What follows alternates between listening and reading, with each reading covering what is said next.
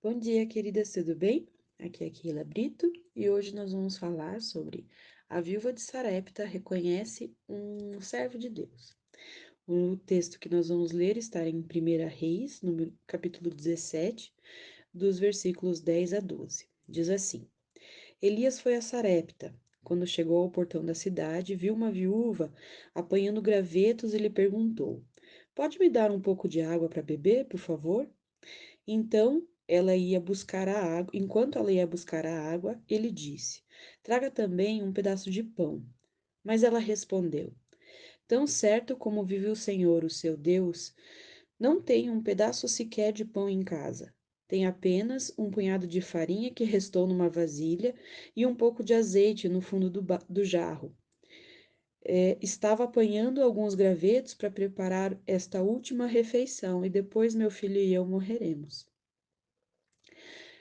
Nós vimos na última devocional que nós tivemos que o Senhor ordenou a Elias que ele fosse até a cidade de Sarepta, onde encontraria uma mulher viúva que, seguindo a ordenança do Senhor, o alimentaria.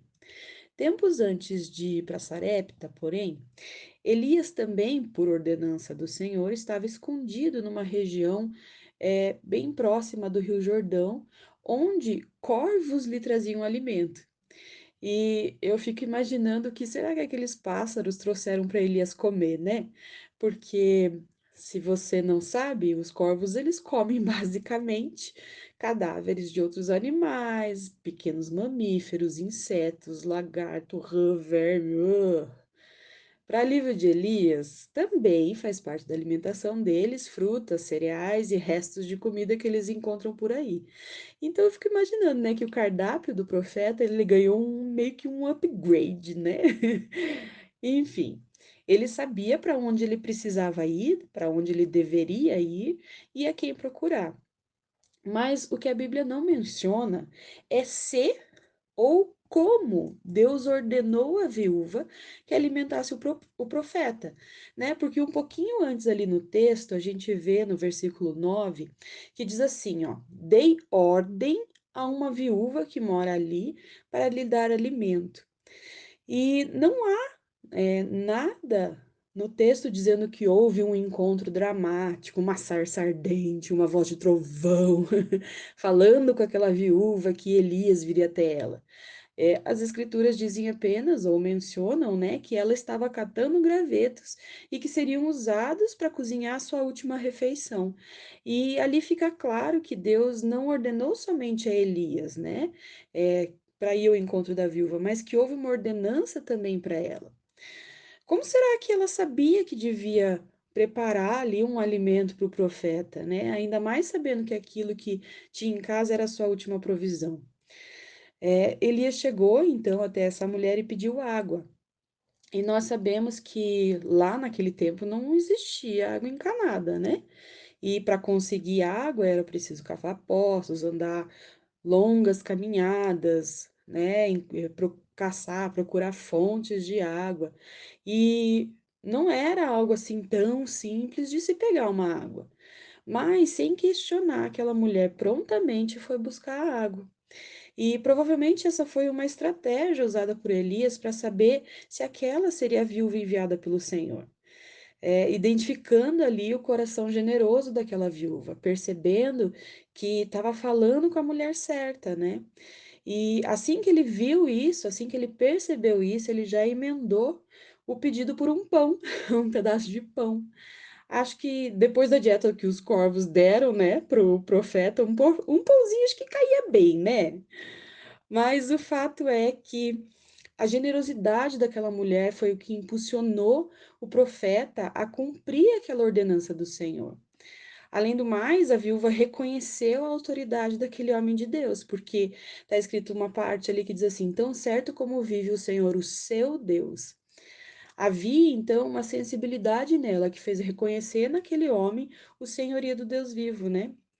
Mas apesar disso, ela estava tão agoniada e tão preocupada que, né, uma mulher viúva e seu filho com uma última refeição em casa, O nosso pensamento mais egoísta talvez seja imaginar se de repente ela não teria como trabalhar ou arrumar um parente que ajudasse, um sustento, né, para não sei, poderia ser só o desespero falando ali naquela hora. Mas o que chama a nossa atenção nessa história é que ela tinha certeza do seu fracasso. Ela tinha certeza que seria a última, refeição da sua vida. E quantas vezes você já chegou muito próximo de um sentimento assim? Eu acredito que nós temos algumas lições a tirar dessa história. Precisamos, número um, né? Precisamos estar sensíveis à voz de Deus.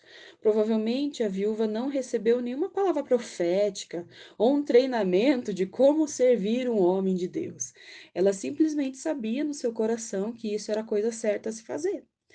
Na maioria das vezes, Deus usa homens e mulheres para impulsionar a nossa generosidade e obediência.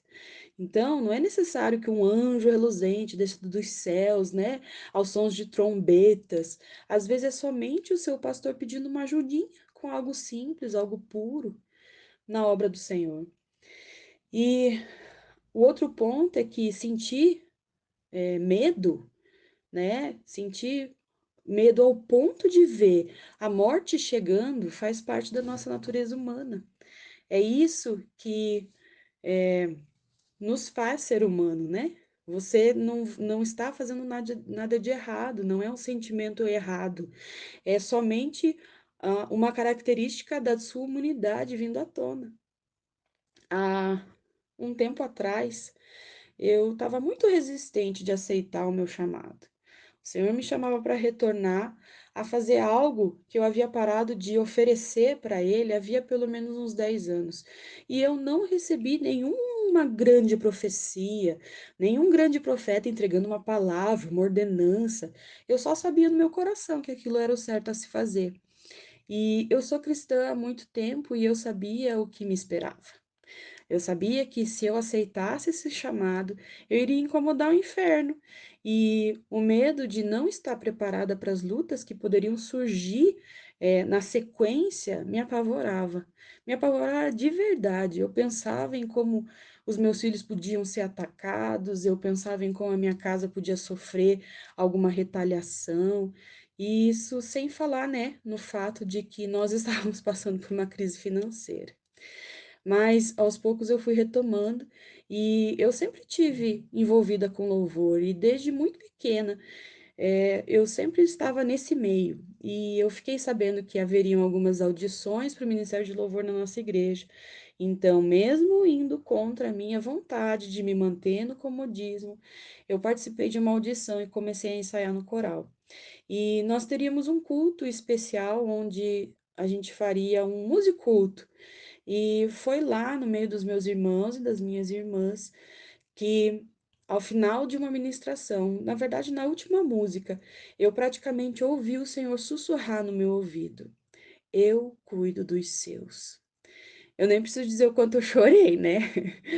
Mas o que eu quero te dizer hoje, querida, é que pode ser que você esteja temerosa sobre algo que o Senhor tem te chamado a fazer, mas eu quero te encorajar nesse dia a deixar os seus medos e a aceitar a ordenança do Senhor sobre a sua vida, porque a obediência gera a bênção do Senhor. Vamos colocar o nosso coração nas mãos do Senhor? Vamos orar comigo? Senhor, obrigado por compartilhar conosco essa história da viúva de Sarepta. Nós aprendemos tanta coisa em apenas 3 versículos e nós te pedimos, Senhor, a sensibilidade do Teu Espírito Santo. Ajuda-nos a perceber a Sua doce voz. Transforma o nosso coração e enche-nos de generosidade, mesmo quando temos tão pouco para oferecer.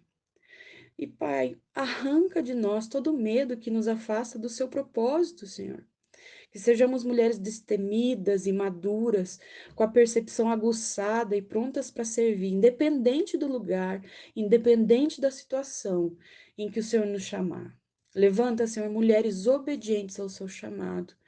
Abençoa o restante do nosso dia, Jesus, e que essa palavra continue queimando nos nossos corações hoje. Em nome de Jesus. Amém.